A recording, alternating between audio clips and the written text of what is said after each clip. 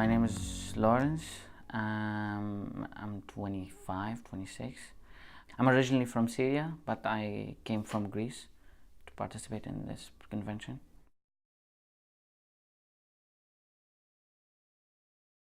It was through another member. I'm in an LGBTQI collective in Greece. It's LGBTQI refugees in Greece, and we do community activities. We try to raise awareness about LGBTQI refugee issues, and a member of the collective came in contact with Murad, one of the facilitators. He saw our poster in a social center in Athens, and he contacted us. He originally tried to invite Joey. He's from the UK. He's the person who came in contact with, but Joey thought it's better to for like one of the people who because we started the collective ourselves, like as refugees, not volunteers started this for us. We started this, so he thought it's better for one of the the refugees to come here. But in the collective, you are just refugees, or No, people we're from all over, but we're like refugees and Solidarians. locals? Ah. Yeah, locals like Greeks, Americans, British. But we don't use, like in the group, we don't use the word refugee. We use international because it has like No a better label. meaning. No label. It's more broad than just a single story. I mean, we're much more than just the crossing between Turkey to Greece.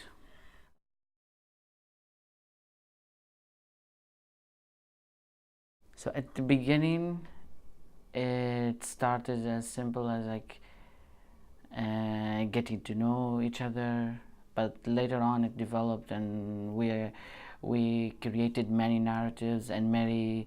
I mean, I'm hoping we created activities that doesn't exist in the manual, because this is what we're trying to do.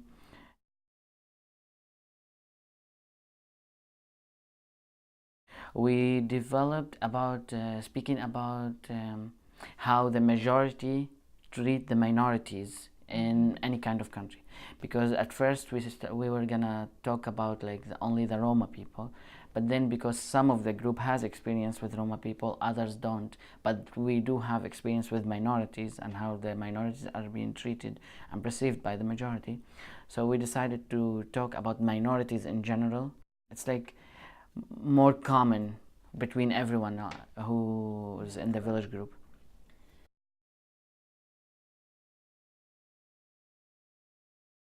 So the narrative that we want to talk about is the fact that there is no visibility in the refugee crisis about LGBTQI refugees who come from these. They're more focused on the first response, that they don't focus on more other things about like gender and about sexuality. About they don't consider this, like for example the interpreters.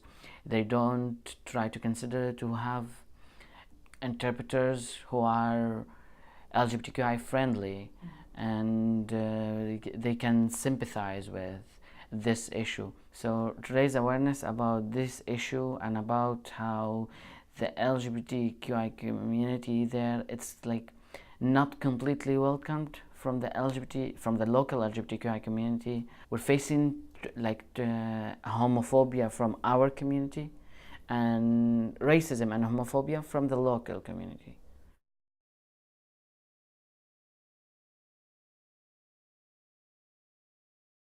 This is the first topic that popped into my head to talk about. One time I got kicked out of the bus in Athens because I'm wearing inappropriate t-shirt. It's the issue that's close to my heart. Like it's my suffering, my community, that's the suffering that my community suffers.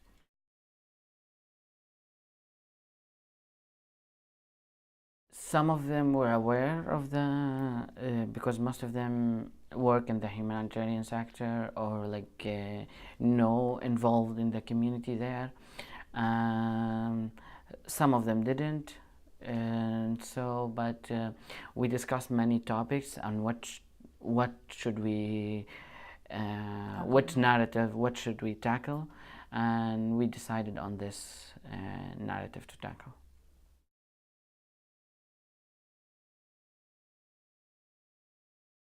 We're having many ideas about like broadcasting, radio shows, maybe some workshops to let them and like take all the information that I gathered from here and let the people who work in the humanitarian sector in the NGOs about this issue, like to do a workshop for them in order for them to implement it. I tried as much as I can to raise awareness, to let all the people that they know me, let them know about this issue that does exist, but there's no visibility about it.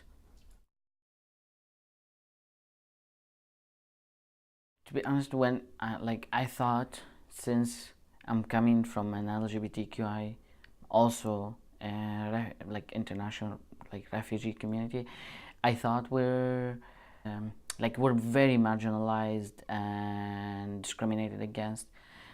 But here I learned from the other participants that they're also in their own country, they're also marginalized and discriminated against in their like not LGBT but different groups. But also there is like discrimination in all of these countries.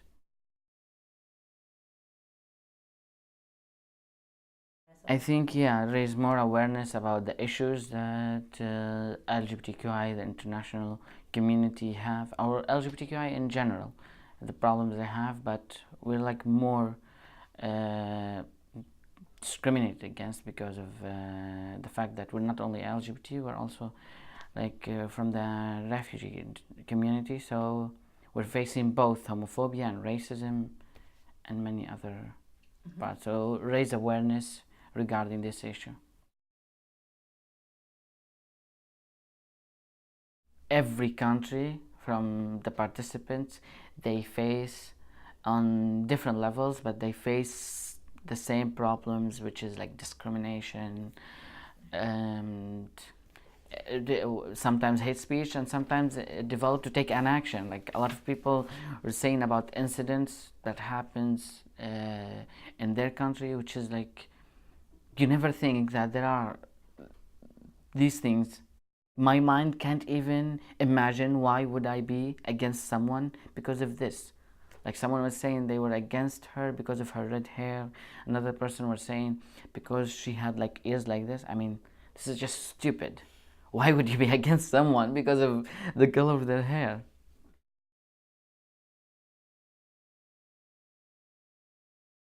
The enjoyable part is meeting all these participants, and like we became really good friends with most of them. Have fun, dance. I enjoy a lot meeting new people and like hearing different languages. Like my favorite language here in here, it's Italian. Yes, like when Francesca start talking, she is in Matilda. I'm like, oh my god, this is so good. To be honest, I was thinking before at the a few months ago. I was thinking I'm looking for a place to start learning Italian.